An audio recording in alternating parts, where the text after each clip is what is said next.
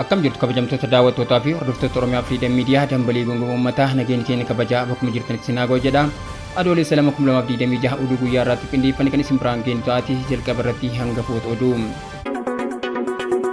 USA'n Yerusaalemitti imbaasii dhaabbataa ijaaruuf waliigaltee mallatteessite. Iraanii fi USA marii du'aatti ta'an yeroof marsaa jalqabaa xumuranii. Raashiyaan leenjii waraanaa dho'isaa Chaayinaa faana godhuu maddeen mirkaneessanii. Wallabdee Iraan waliin walqabatee USA fi Saawudiin hariiroon isaanii laafaa dhufe. OFM dambalii gongooma uummataa irraa oduu isinitti kan isin waliin turu hangadaa walaabuutii amma oduu bal'inaan. USA'n Yerusaalemitti imbaasii dhaabbataa ijaaruuf waliigaltee mallatteessite. Ameerikaan harbaa mooraa imbaasii haaraa Yerusaalemitti ijaartuuf waliigaltee mallatteessuu miidiyaaleen gabaasanii. Ameerikaan harbaa mooraa imbaasii haaraa Yerusaalemitti ijaaruuf waliigaltee mallatteessuu miidiyaaleen gabaasaniiru. Tarkaanfii kan agarsiiftu michummaa biyyoota lamaan irraa fudhannu jechuun Israa'el jajjeerti. Pireezidaant Tiraamp jalqaba aangootti wayita dhufe booda muddee 2017 Yerusaalem magaalaa guddoo Israa'el jechuun beekamtii kenneefii ture. Wayituma san Ameerikaan imbaasii ergama dippiloomaasii Tel Aviv irraa gara Yerusaalemitti jijjiirte. Garuu ergamni dippiloomaasii kun hanga waajjirri dhaabbataan ijaaramuufitti iddoowwan garaagaraatti faca'ee tajaajilaa ture. USA Yerusaalem qofa akka magaalaa handhuraa barabaraa fi ganama muummee uummata Jewishitti beekamtii kenniteef jedhan Israa'elitti ambaasaadar USA Maayik Huukaaben harbaa wayita sagantaan kun ministeera dhimma alaa Israa'el keessatti gaggeeffametti. Ameerikaanis waa akka gootu hubachiisaniiru. Waaqni waggaa 3800 dura murtoo kana murteesse nutis dhumarratti waan osoo Ameerikaan hin daa'in yeroo dheeraa dura murtaa'e mirkaneessuuf yeroo arganne jedhanii. Hukaabeen gurraan darbee Israa'el baha jiddu galeessaa bal'aa irratti mirga qabdi jedhanii turanii. Hundayyuu yoo fudhatte gaariidha jedhanii kan turan gaafiif deebii Takarkarlas waliin tolchaniini. Biyyoonni Arabaa yaada kana ni balaaleffatu.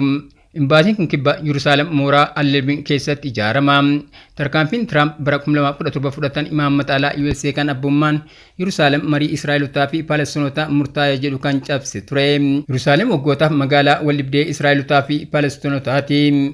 Israa'el baay'ee Yerusaalem kan dhuunfatte waraana Israa'elii fi Arabaa bara 1967 irratti yoo ta'u magaalattis teessoo muummee Israa'el hin sharafamne jette. Addunyaan garuu beekamtii hin kennineefi.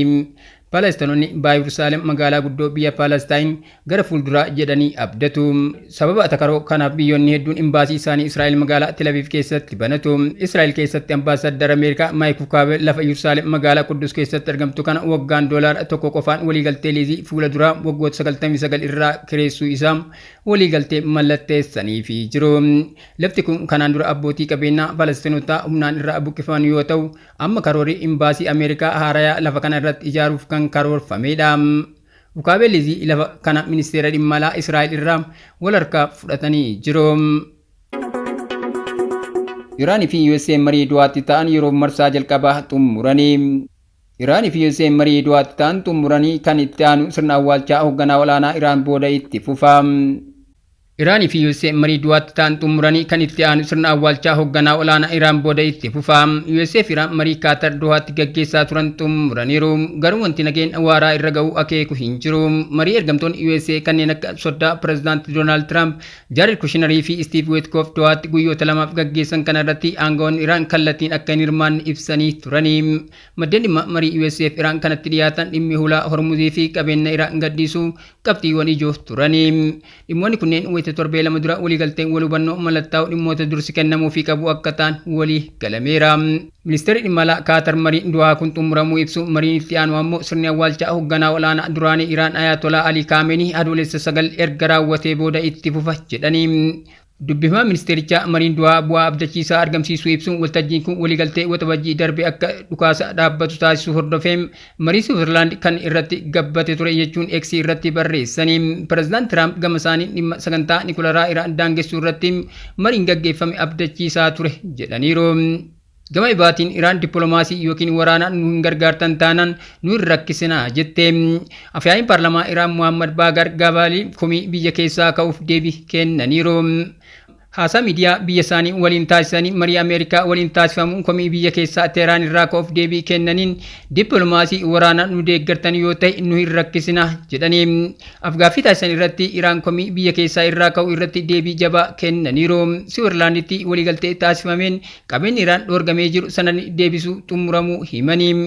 Marii kanarratti pireezidaantiin itti aanaa Ameerikaa J.D. Vaansii fi qondaaltonni ibaa argamu himanii komii biyya keessaa ka'uuf yaada kennanii haasaa Tiraamp irra hin deebiinam gaarii miti uummanni akka tasgabbaa'uu fi Rippaabilika Islaamaan akka gammadu itti dhiisa jedhaniiru.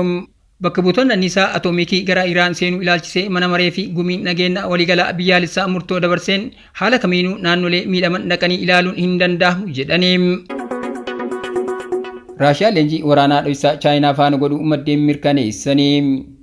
Leenjii waraanaa dho'isaan Chaayinaan bara darbe humnoota Raashiyaaf kennite ministeera ittisaa pireezidaantii Vilaadimir Puutiniin dhuunfaatti kan mirkanaa'e yoo ta'u ragaaleen Rooyiters argatee fi ragaa qondaaltota Awurooppaa lama akka agarsiisutti yoo xiqqaate jeneraalonni Raashiyaa fi Chaayinaa 4 kallattiin keessatti hirmaataniiru.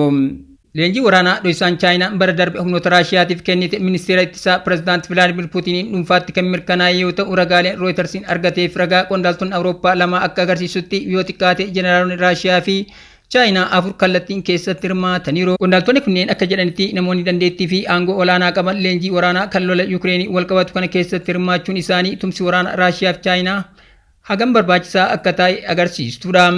Kunis dhimma biyyoonni Awurooppaa itti yaaddessu yoo ta'u Beejing garuu gochi kun raawwatamuu isaa haalteerti.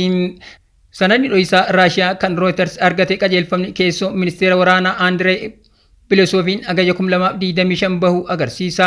Qajeelfamni kun akkaataa murtoo Bilosoofii dabarsaniin jilli loltoota Raashiyaa haala mijeessummaa People's Liberation Armytiin gara leenjiitti hirmaachuuf gara Chaayinaa imaleera jedha. Baasumti kun koorsiiwwan leenjii keessaa tokko kan torban 3 fixu yoo ta'u ittisa meeshaa raadiyoolojikaalaa, keemikaalaa fi baayoloojikaalaa irratti xiyyeeffata. Leenjicha sanada mooraa waraanaa Beejingitti argamutti kenname. Gabaasichii fi sanadni lammeessuun suurawwan loltoota Raashiyaa barsiisota Chaayinaatiin leenji'aa jiran agarsiisa. Barnoonni kun modeela nuukilaar riyaaktarii irratti kan xiyyeeffatu yoo ta'u sakatta'insa meeshaa waraanaa keemikaalaa, sakatta'insa raadiyeeshinii fi sirna ventileeshinii faalama irraa tiksuu fa'aa hammata. Qondaaltonni Awurooppaa leenjii meeshaa waraanaa raadiyoolojikaalaa, baayoloojikaalaa fi keemikaalaa dabalamee jiraachuun isaa dhimma tarsiimoo waraanaa ta'uu mirkaneessa jedhu. Dubbii ijoo qondaaltota waraanaas ta'uu xiinxalaniiru. Ministeeronni waraanaa Raashiyaa fi Chaayinaa dhimma kana irratti deebii hin kennine. Ministeerri imala Chaayinaa ijjannoo Chaayinaan dhimma Yuukireen irratti qabdu hin jijjiiramu jedhe. Dhimma waraana Raashiyaa fi Yuukireen irratti Chaayinaan ijjannoo walabaa akka qabdu himatti. Gabaasni Reuters ji'a darbe sanadoota waraanaa fi ejensiiwwan intelligensii Awurooppaa waabeffachuun baase akka agarsiisutti Chaayinaan sadaasa keessa loltoota Raashiyaa waraanaa 200 ta'an leenjisteetti. Isaan keessaa muraasni isaanii waraana Yuukireen keessatti hirmaataa jiru. Wallabdee Iraaniin walqabatee USA fi Saawudiin hariiroon isaanii laafaa dhufe. Garaagarummaa imaammata Iraan irratti uumameen hariiroon dippiloomaasii Ameerikaa fi Saawud Arabiyaa hammaataa akka dhufe maddeen oduu adda addaa ni mul'isu. Garaagarummaa imaammata Iraan irratti uumameen hariiroon dippiloomaasii Ameerikaa fi Saawud Arabiyaa hammaataa akka dhufe maddeen oduu adda addaa ni mul'isa. Akka gabaasalee mul'isanitti Saawud Arabiyaan jalqaba irratti hojii waraanaa Ameerikaa Strait of Hormuz tarsiimoo ta'e keessatti karoorfame deeggaruu didde. Haa ta'u malee boodarra dhiibbaa cimaa Waashingitan irraa dhufeen tumsuuf dirqamte. Yaaddoon nageenyaaf wal dhibdeen naannichaa keessatti mul'ataa jiru yeroo itti fufetti Riyaad Marakkoo kanaaf furmaata dippiloomaasii dhiibaa jirti. Gama biraatiin ammoo Waashingitan Saawud Arabiyaa keessatti waraana isii hir'isuuf yaada akka jirtu gabaasni ni mul'isa. Ameerikaa waraana isii Saawud Arabiyaa keessa jiru hir'isuuf yookaan ammoo humna waraanaa hanga ta'e Saawudii keessaa baastee gara bakka biraatti jijjiiruu yaadaa jiraachuu Wall Street gabaasa argeera jedhe eeru gabaase. Ameerikaan tarkaanfii kana fudhachuuf kan yaadaa jirtuuf muddama Waashingitaniif Riyaad jidduu jiru hordofeeti jedhame. Gabaasni Wall Street argeera jedhe akka agarsiisutti xiyyaaronni waraanaa Ameerikaa 100 ol ta'an Hulaan Hormuz banaa ta'e akka itti fufu gochuuf buufatawwan waraanaa fi dooniiwwan xiyyaaraa baha jiddu galeessaa keessaa ka'uun balali'aa turaniiru. Bubbeen kun Saawud Arabiyaa irraa gufuun hin eegamin akka mudate gabaasni kun ibseera. Buufanni waraanaa Saawudiitti argamuu fi daangaan qilleensaa biyyattii bubbii kanaaf gahee guddaa kan qabu ta'ullee Riyaad garuu kana irratti Waashingitan tumsuuf hayyamtuu hin taane.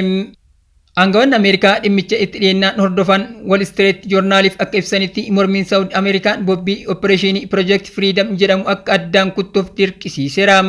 Opereeshinii Pireezidaanti Doonaald Tiraamp ifa godhan kun dooniiwwan karaa hulaa Hormuz akka darban gargaaruuf kan kaayeffate ture. Ameerikaan opereeshinii kana addaan kutte qalbii lamatti qoodameen ture. Ameerikaan waraana Saawud Arabiyaa keessaa qabdu hir'isuuf yookaan ammoo humna waraanaa hanga ta'e Saawudii keessaa baastee gara Israa'el gara Yordaanisitti naannessuuf yaaduusi gabaasni Wall Street ni ibsa. Dhimma kana irratti garuu murteen dhumarraa akka hin gahamne gabaasni kun eereera.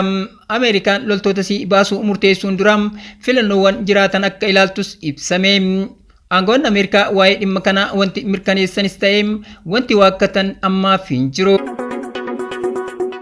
Kabajamtoota daawwattoota keenya tamsaasni keenya akka namoota hedduu bira ga'u peejii keenya follow share gochuun akkasuma YouTube chaanaalii keenya subscribe godhuu hin dagatinaa. Oduun guyyaa kanaaf qabannee kanneen turanii waan daawwattaniif galatooma.